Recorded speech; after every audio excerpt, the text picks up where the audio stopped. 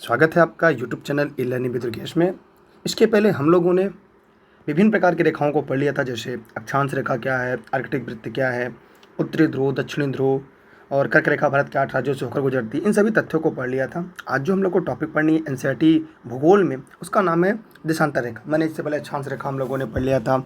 अक्षांश रेखा से जुड़े अन्य महत्वपूर्ण जो तथ्य थे उनको भी हम लोगों ने एकदम बारीकी से पढ़ लिया था। मतलब कोई भी टॉपिक, कोई भी तथ्य हम लोगों ने अभी तक नहीं छोड़ा था। लेकिन उसी क्रम में अब हम लोग को आगे पढ़ना, जिसका नाम है लैंगिट्यूड लाइन, जिसे हम देशांतर रेखा के नाम से जानते हैं। इसके बारे में थोड़ा सा मैप बनाकर मैं आपको स्पष्ट कर दूंगा। बहुत ज़्यादा इसमें डीप में नहीं जाना, क्योंकि आपको सिलेक्शन के लिए पढ़ना है, एनसीईआरटी पैटर्न में पढ़ना है, एनसीईआरटी के बाहर नहीं जाना है। तो हम एनसीईआरटी को ही कवर करेंगे। जैसे माना ये हमारी पृथ्वी हो गई, ठीक है। इस पृथ्वी के दोनों ध्रुवों को मिलाने वाली अर्धवृत्ताकार जो काल्पनिक रेखा है, उसे हम क्या कहते हैं? देशांतर रेखा के नाम से जानते हैं। और आप जानते हैं पूरी पृथ्वी 360 डिग्री की होती है। अगर हम 1 डिग्री पर एक रेखा खींचते हैं, इस प्रकार पूरे पृथ्वी पर अगर हम देखा जाए तो 360 रेखाएं होंगी। तो ये होता है पूर्वी गोलार्ध और ये होता है पश्चिमी गोलार्ध। तो 180 देशांतर रेखा यहाँ और 180 देशांतर रेखा यहाँ। इस प्रकार कुल पूरे ग्लोब पर देशांतर रेखा की संख्या 360 होती है। कितनी होती है? 360 रेखा होती है। ठीक है, आप इसे स्क्रीनशॉट के रूप में अपने पास सुरक्षित रख लें, ताकि आपको वैसे ऑनलाइन क्लास में आपको नोट्स तो मिल गया होगा, इसलिए आप लोग घबराने नहीं, लगातार पढ़ते रहिएगा। थोड़ी बहुत क्लास में कहीं दिक्कत हो तो आप कमेंट करके पूछ सकते हैं, मैं आपको पूरा स्पष्ट करूंगा। लेकिन जितना मैं पढ़ा रहा हूँ उससे बाहर परीक्षा में प्रश्न नहीं आएगा। अगर भरोसा हो तो आप क्लास को पूरा पढ़िएगा। ठीक है, आगे हम लोग देखेंगे कि यहाँ पे हमने देखा कि जो पृथ्वी है कि दोनों उत्तरी ध्रुव व दक्षिणी ध्रुव को मिलाने वाली खड़ी रेखाओं को, अर्धवृत्ताकार काल्पनिक रेखाओं को देशांतर रेखा का जाल कहा जाता है। ये रेखाएं ऊर्ध्वाधर रेखाएं होती हैं, जैसे कि मैंने चित्र बनाकर स्पष्ट किया। ये रेखाएं कैसी होती हैं? ऊर्ध्वाधर होती हैं। इन्हें हम देशांतर रेखा कहते हैं और ये काल्पनिक होती हैं, जैसा कि मैंने बता दिया। इनकी कल्पना ग्लोब पर समय के निर्धारण के लिए किया जाता है। मोस्ट इंपॉर्टेंट प्रश्न है, एक प्रश्न एक लाइन में आपका पूछा जा सकता है कि जो अक्षांश रेखा है उससे क्या पता चलता है? तो अक्षांश रेखा से मैंने बताया था कि पृथ्वी की जो ताप कटिबंध है, टेम्परेचर जोन जो है, वो पता चलते हैं। लेकिन इस रेखा से क्या होते हैं? तो जो ये रेखाएं हैं, देशांतर रेखाएं, इनसे क्या स्पष्ट होता है?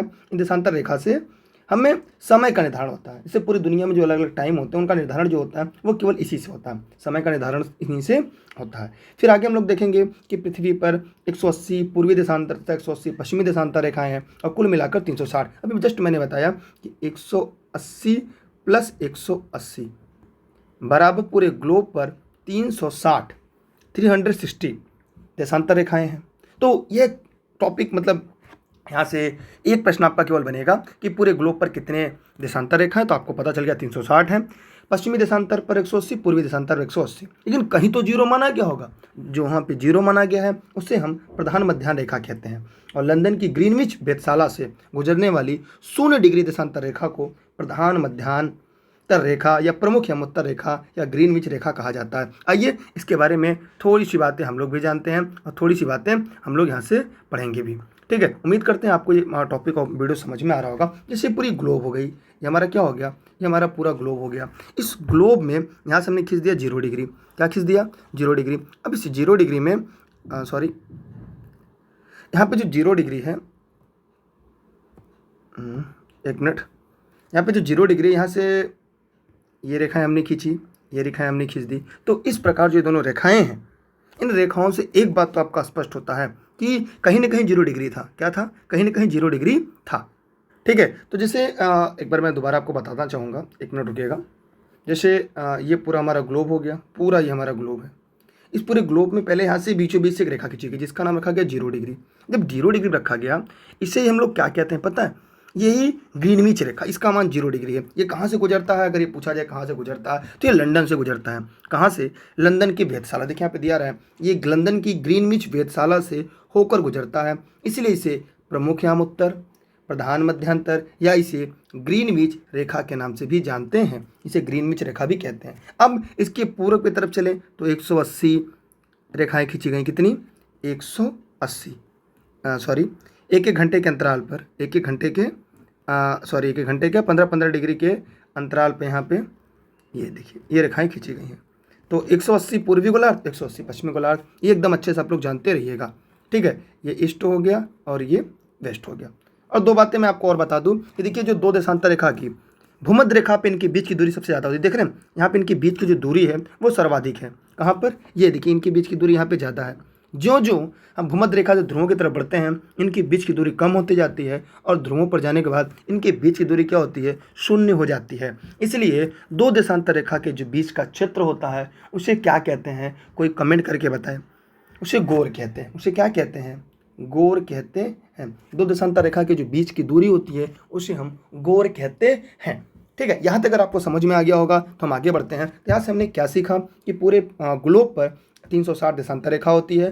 दो देशांतर रेखा के बीच की जो दूरी होती है सबसे ज़्यादा भूमध्य रेखा पर होती है। जो जो भूमध्य रेखा से दोनों ध्रुवों की तरफ बढ़ते हैं इनकी बीच की दूरी कम होती जाती है और ध्रुवों पर जाने के बाद ये शून्य हो जाती है, आपस में सभी जुड़ जाती है। दूसरी बात, दो देशांतर रेखा के बीच के क्षेत्र को हम गोर के नाम से जानते हैं। क्या कहते हैं? गोर के नाम से जानते हैं। और पूरे पृथ्वी पर जो रेखाएं हैं, चाहे अक्षांश रेखा चाहे देशांतर रेखा, ये सभी काल्पनिक हैं। और सबसे पहले 0 डिग्री खींचा गया जिसको आधार मानकर पूर्व में 180 और पश्चिम में 180 खींचा गया, अर्थात 0 डिग्री को ही प्रधान मध्याह्न रेखा या ग्रीनविच रेखा के नाम से जानते हैं। ये लंदन के ग्रीनविच नामक वेधशाला से होकर गुजरती है। तो यहाँ तक आपको उम्मीद करते हैं सभी को पूरे कॉन्सेप्ट समझ में आ गए होंगे। अभी प्रश्नोत्तर इसे कितने भागों में बांटा गया है तो कैसे जानेंगे? आइए उसके बारे में थोड़ा सा आगे पढ़ेंगे, तब वहाँ पे हम अन्य विशेष चीज़ों को जान पाएंगे। जैसे यहाँ पे कहा गया है कि जो प्रधान मध्याह्न रेखा है, यहाँ पे आप देख रहे हैं कि प्रधान मध्याह्न रेखा ग्रीनविच रेखा है और संपूर्ण विश्व का जो समय है वो लंदन के समय से निर्धारित किया गया। जी हाँ, जो लंदन का समय होता है जहाँ पे हमारे 0 डिग्री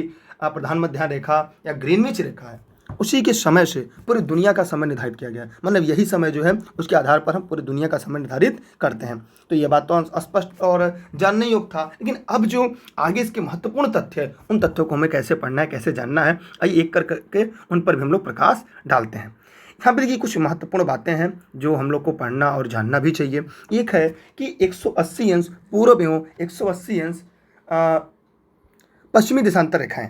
ठीक है, तो यहाँ पे हम लोग जैसा कि मैं बता रहा था कि 0 डिग्री से पूर्व व पश्चिम गोलार्ध में अंतिम रेखा 180 डिग्री की होती है। क्या होती है? 180 डिग्री की होती है। कैसे होती है आइए ध्यान से देखते हैं। ये हमारा पूरा ग्लोब हो गया माना।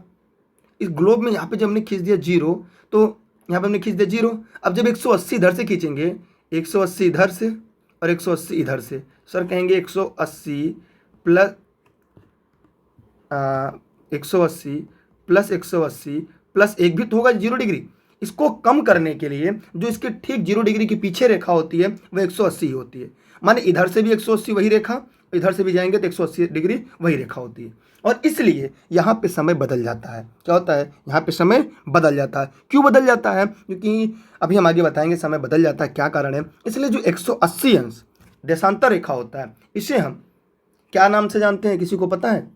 इसे हम अंतर्राष्ट्रीय तिथि रेखा कहते हैं। इसे क्या कहते हैं? अंतर्राष्ट्रीय तिथि रेखा या इंटरनेशनल डेडलाइन कहते हैं। मानो 180 अंश देशांतर रेखा को हम अंतर्राष्ट्रीय तिथि रेखा के नाम से जानते हैं। ये बात एकदम कंठस्थ कर एकदम जानते रहिएगा, क्योंकि यहाँ से परीक्षा में प्रश्न अगर आए तो कभी गलत ना होने पाए।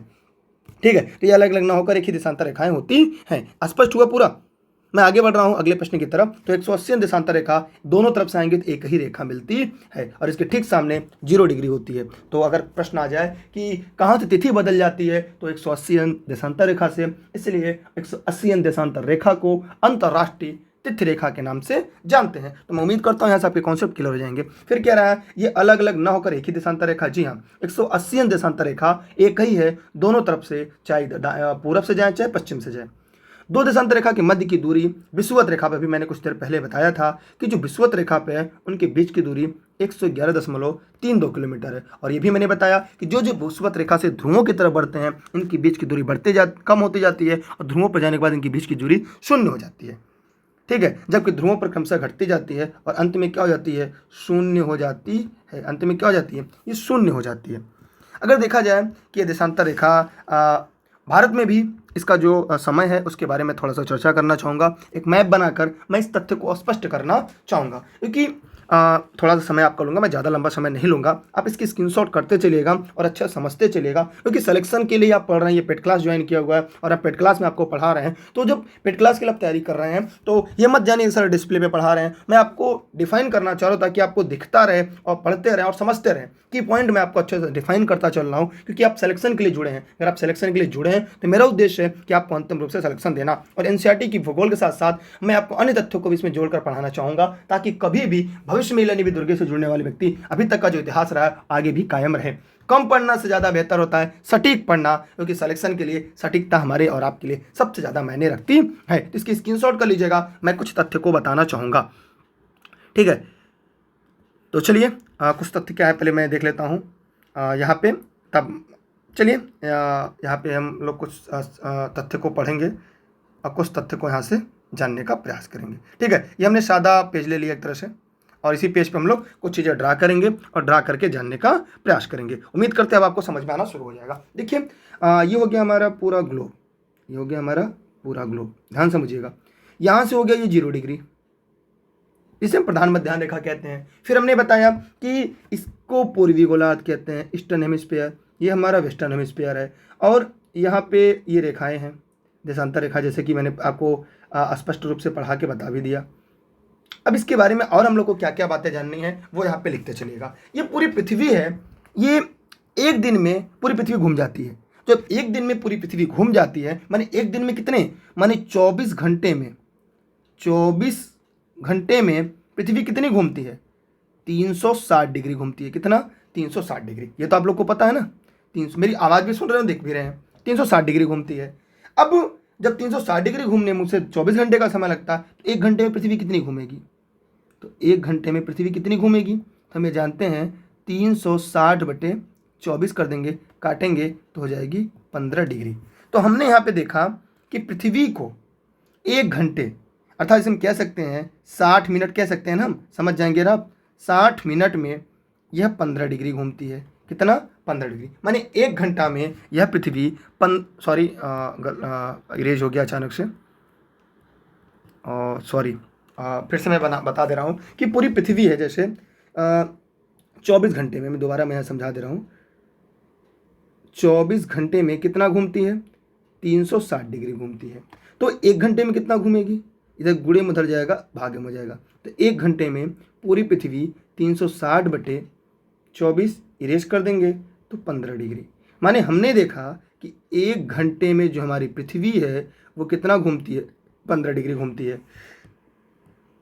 माने एक प्रश्न आपका तैयार, एक प्रश्न आप पे तैयार। अब हम और आगे बढ़ेंगे।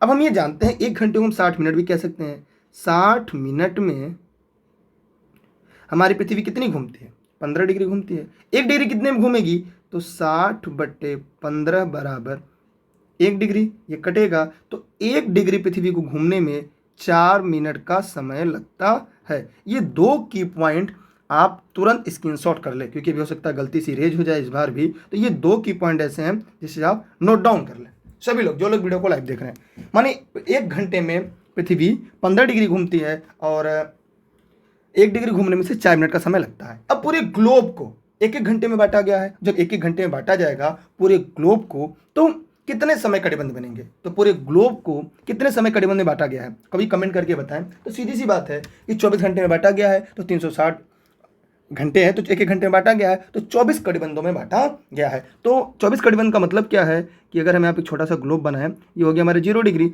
तो 12 कड़ीबंध यहाँ पे और 12 कड़ीबंध यहाँ पे, तो कुल 24 समय जोन पूरे ग्लोब पर बनाए गए हैं। लेकिन जैसे हम संख्या रेखा पढ़े हैं, अगर संख्या रेखा पे ये है, जब हम दाईं तरफ जाते हैं तो बढ़ता है, जैसे ये हो जाएगा 1 2 3 4 अनंत तक।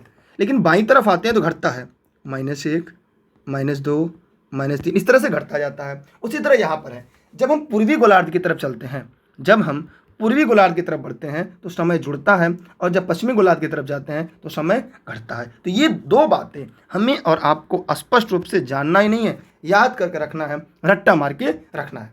अब अगर 1 डिग्री हम आगे जाएंगे 4 मिनट बढ़ेगा। इसी प्रकार अगर हम भारत की बात करें तो भारत में भी स्पष्ट कर देंगे भारत की क्या पॉलिसी यहाँ पे है। जैसे मैं यहाँ पे छोटा सा भारत का मैप बनाऊंगा और उसके आधार पर मैं भारत की जो पॉलिसी है उसे भी स्पष्ट करने का पूरा प्रयास करूंगा।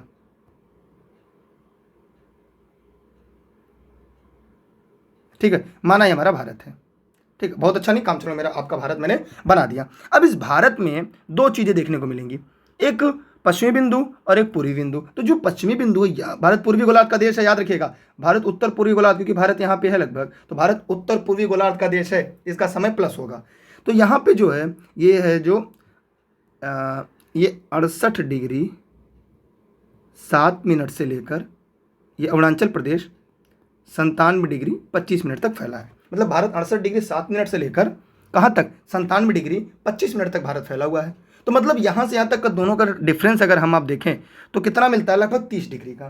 कितने डिग्री का, 30 डिग्री का डिफरेंस मिलता है। जब 30 डिग्री का डिफरेंस मिलेगा, स्क्रीनशॉट कर लीजिए पहले, 30 डिग्री, क्योंकि यहाँ से लेकर यहाँ तक भारत में, यहाँ से लेकर यहाँ तक में कुल 30 डिग्री का लगभग अंतर मिलता है। तो 30 डिग्री का मतलब क्या होगा कि 1 डिग्री घूमने पृथ्वी को 4 मिनट लग रहा है।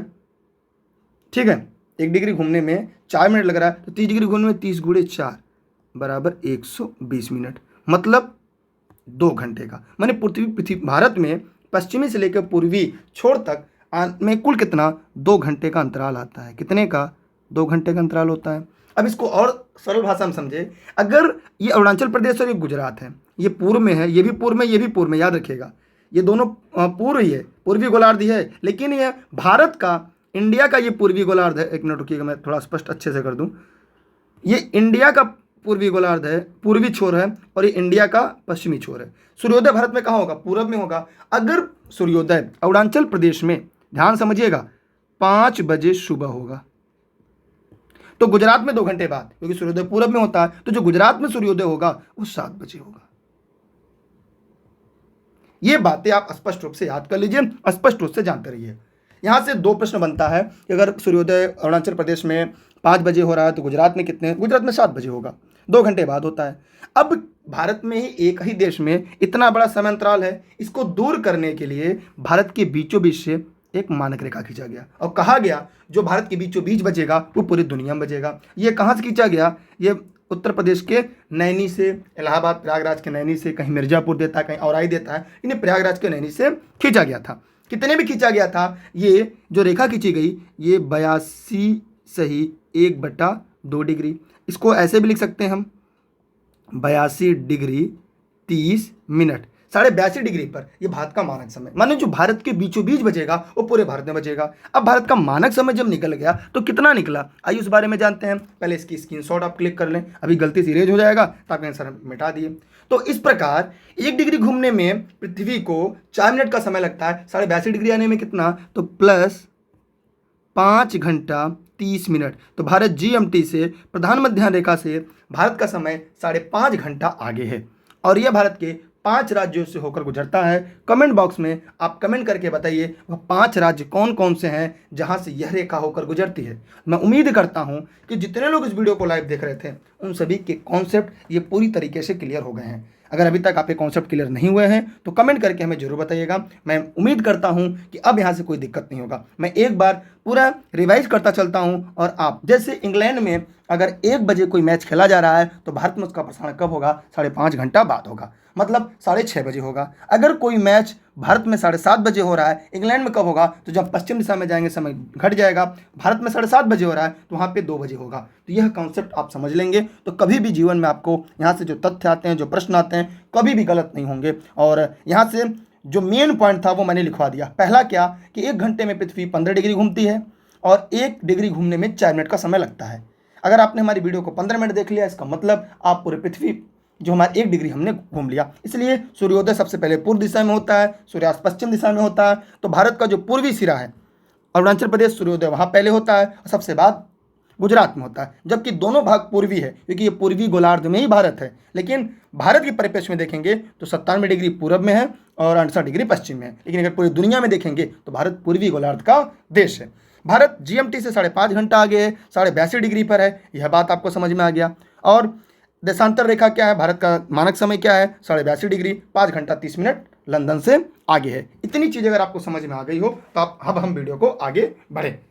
ठीक है, माने 1 डिग्री जब पूर्वी गोलार्ध में जाएंगे प्रत्येक डिग्री में 4 मिनट बढ़ता जाएगा और पश्चिमी गोलार्ध में प्रत्येक डिग्री पर 4 मिनट घटता जाएगा। यह बात अगर आपको पता है, यह बात अगर आपको स्पष्ट है तो यकीन मानिए यहाँ से कभी प्रश्न आपके गलत नहीं होंगे। ठीक है, अगर इधर जाएंगे समय घटता जाएगा, प्रत्येक डिग्री 4 मिनट क्या होगा, घटता जाएगा। अब एक प्रश्न मैं पूछूंगा, भारत को, पूरे दुनिया को कुल कितने समय जोन में बांटा गया है? तो सभी लोग फटाफट कमेंट करके जवाब देंगे। और ये भारत का जो मानक समय है ये कितने राज्यों से होकर गुजरता है? फटाक से इसकी स्क्रीनशॉट कर लीजिए जो पेड क्लास के मेंबर हैं, क्योंकि अब इसमें इरेज करने जा रहा हूँ, क्योंकि मैं समझाने के लिए पूरी व्याख्या किया हूँ। अब तुरंत इसकी स्क्रीनशॉट लीजिए, तुरंत इसकी स्क्रीनशॉट क्लिक कर लें, तुरंत स्क्रीनशॉट क्लिक करें। हो गया? उम्मीद करता हूँ आपने स्क्रीनशॉट क्लिक कर लिया होगा। अब मैं आगे बढ़ता हूँ अगले तथ्य को बताने के लिए। जी हाँ, ये पेड क्लास के लिए, पूरी तरह से पेड क्लास के लिए है और ये एनसीईआरटी भूगोल है, पूरा एनसीईआरटी पैटर्न में पढ़ा रहा हूँ। ठीक है, यहाँ से प्रश्न बाहर नहीं जाना है। अब 5 राज्यों के नाम बताइए कहाँ से ये भारत के मानक समय गुजरता है। ठीक है, चले, स्क्रीनशॉट हो गया? चलिए ठीक है, कुछ पूछना हो तो पूछ लीजिए। हाँ, कुछ पूछना हो कमेंट कर भी सकते हैं, मैं एडिट कर रहा हूँ मैं।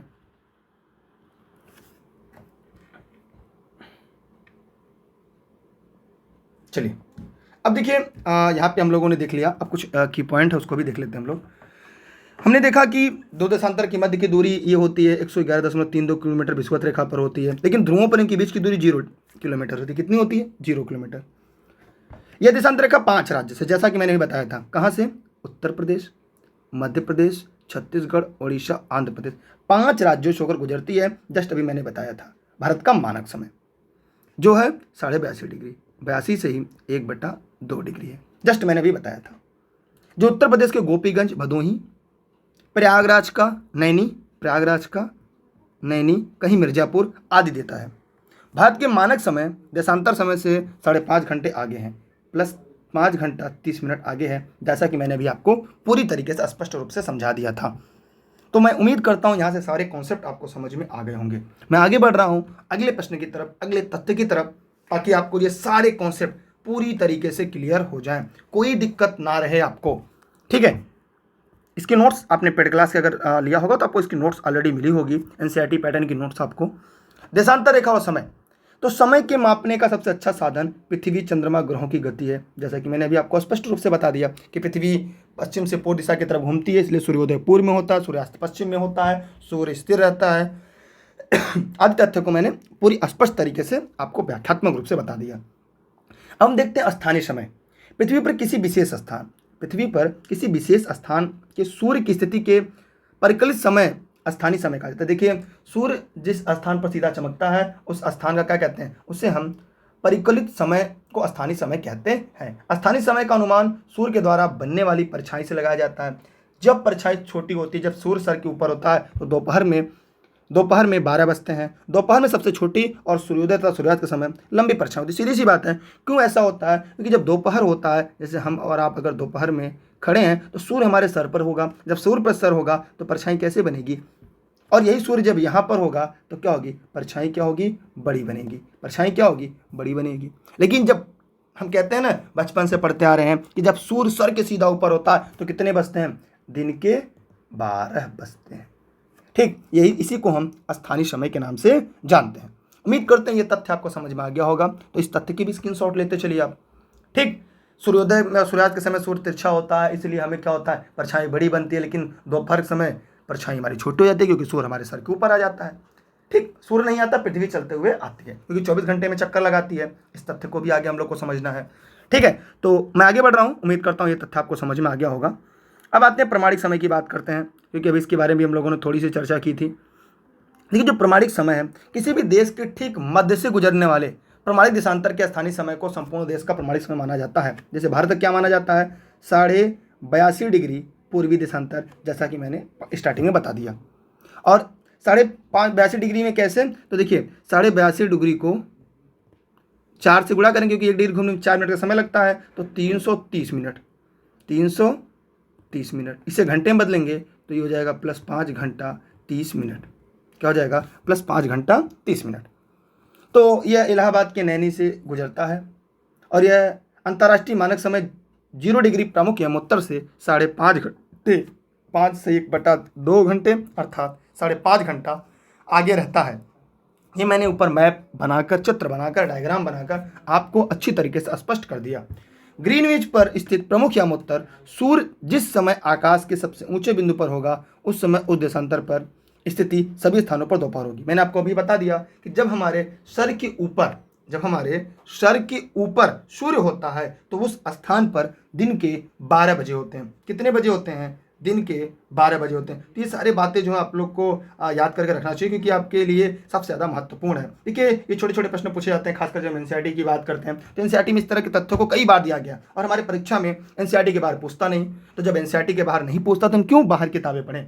बहुत सारे मार्केट किताबें मिलती हैं, बहुत सारे कोचिंग है। अपने इलानी बुजुर्ग से क्यों चुना? कम पढ़ाते हैं, सॉलिड पढ़ाते हैं, सिलेक्शन को पढ़ाते हैं, सबसे ज़्यादा सिलेक्शन देते हैं, तो इसलिए तो आप जुड़े हैं। अब कभी कभी आपको लगता होगा क्लास कैसे मिल रहा है, हमको समझ में नहीं आ रहा है, लेकिन फिर आपको लगता होगा जब पेपर आप देखते होंगे, पेपर हल करते होंगे, तब आपको लगता होगा यार आपने एकदम सही संस्था का चुनाव किया है जो आपको सिलेक्शन दिलाएगी। पैसे मानी नहीं रखते, जीवन में सिलेक्शन मानी रखता है। इस कोचिंग से अगर आप अन्य कोचिंग से 5 नंबर भी ज़्यादा प्राप्त करते हैं तो यार सबसे बड़ी बात है।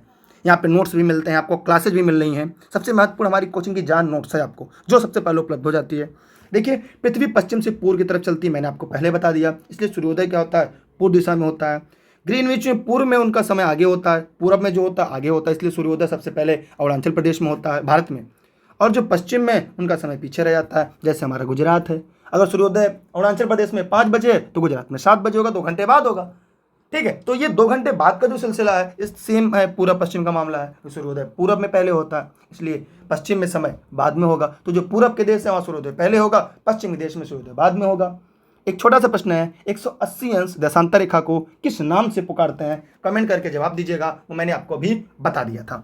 ठीक है, मैं आगे बढ़ रहा हूँ, आप चाहे इसकी स्क्रीनशॉट रख लें चाहे ना रखें, लेकिन हाँ एक बात याद रखिएगा, एकदम महत्वपूर्ण बिंदु को, महत्वपूर्ण टॉपिकों को मैं आपके बीच लेकर आया हूँ, उनकी मैं व्याख्या कर रहा हूँ। ठीक, आगे देखिएगा, यहाँ से कुछ और तथ्य हैं जो आपके लिए सबसे ज़्यादा महत्वपूर्ण होते हैं। हाँ, ये तो हो गया ना। अच्छा, एक बात यहाँ पे और है जो परीक्षा में उपयोगी है आपका। पृथ्वी लगभग 24 घंटे में अपने अक्ष पर 360 डिग्री घूमती है, जैसा कि अभी मैंने ऊपर हल करके बताया था। अर्थात 1 घंटे में 15 डिग्री और 4 मिनट में 1 डिग्री। जैसे मैंने अभी कुछ देर पहले बताया था कि 24 घंटे में पूरी पृथ्वी 360 डिग्री का चक्कर लगाती है, लेकिन 1 घंटे में यह 15 डिग्री। और एक बात याद रखिएगा, भारत का जो झंडा है उस 2 झंडे के 2 तीरों के बीच में कितने डिग्री का कोण होता है? तो याद रखिएगा 15 डिग्री, क्योंकि 24 तिलियाँ होती है, 360 डिग्री होता है। तो भारतीय राष्ट्रीय ध्वज के 2 तीलियों के बीच में 15 डिग्री का कोण होता है। ठीक है, अगला पॉइंट यहाँ पे है, जब ग्रीनविच में दोपहर के 12 बजते हैं तो पूरब में 15 डिग्री पर 60 मिनट का अंतर होगा। जब मैंने बताया पूर्वी गोलार्ध की तरफ जाएंगे तो बढ़ता जाएगा, पश्चिमी गोलार्ध की तरफ जाएंगे तो समय घटता जाएगा, तो इस बारे में मैंने आपको बता दिया। इसी प्रकार जब ग्रीनविच पे दोपहर के 12 बजे होंगे उस समय 180 अंश पर मध्यरात्रि होगा। क्यों? क्योंकि 180 डिग्री में 12 घंटे का अंतर होता है। तो जब ग्रीनविच पर दिन होगा तो वहाँ पे क्या होगा? रात होगा। तो ये कॉन्सेप्ट 12 घंटे का अंतर होता है।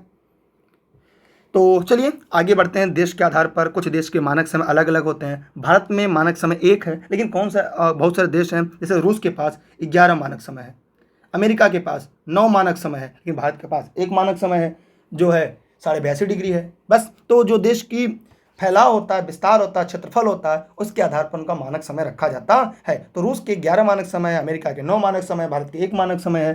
तो इसी प्रकार हम लोग आगे बढ़ेंगे और ये आपके परीक्षा के लिए जो उपयोगी था वो मैंने आपको स्पष्ट रूप से बता दिया। इसके बाद का जो अगला टॉपिक है इससे ज़्यादा महत्वपूर्ण है, उसको इसके बाद के लेक्चर में लेंगे, जिसका नाम है अर्थ मूवमेंट, पृथ्वी की गतियाँ, मूवमेंट ऑफ द अर्थ। ठीक है, तो मूवमेंट ऑफ द अर्थ जो है पृथ्वी की गतियाँ, उसके बाद के लेक्चर में लेंगे, क्योंकि ये लेक्चर आपके लिए कुछ ज़्यादा महत्वपूर्ण था, जो देशांतर रेखा के नाम से था। ये मैंने पूरी तरह से स्पष्ट कर दिया। अगर आपके मन में कोई डाउट, कोई समस्या हो, कोई प्रश्न हो तो आप बेशक आप पूछ सकते हैं। और ई-लर्निंग विद दुर्गेश पर जुड़े रहने के लिए बहुत बहुत धन्यवाद। विश्वास बनाए रखिएगा, क्योंकि मैं सिलेक्शन के आपके नज़दीक लेकर चलूँगा। और सभी लोग मोबाइल नंबर एक दिख रहा होगा ऑनलाइन क्लास नोट्स के लिए 6306344367 पर। देखिए, जो कुछ क्लासेस पब्लिक होती है, महत्वपूर्ण होती है, वो आपको हमारे टेलीग्राम पे सबसे पहले उपलब्ध करा दी जाती है। इसलिए टेलीग्राम पे जो दुर्गेश सर सर्च करके ई लर्निंग विद दुर्गेश। अगर आप जुड़ेंगे तो ठीक है, नहीं जुड़े होंगे तो टेलीग्राम पे दुर्गेश सर सर्च करके ई लर्निंग विद दुर्गेश से जरूर जुड़िएगा। और याद रहे कि जैसे दुर्गेश सर पे जुड़ेंगे, जो भी नोटिफिकेशन आती है क्लास पूरी अटेंड करिएगा, क्योंकि हम सिलेक्शन के लिए केवल 1-2 क्लासेज माने नहीं रखती, सारी क्लासेज माने रखती है।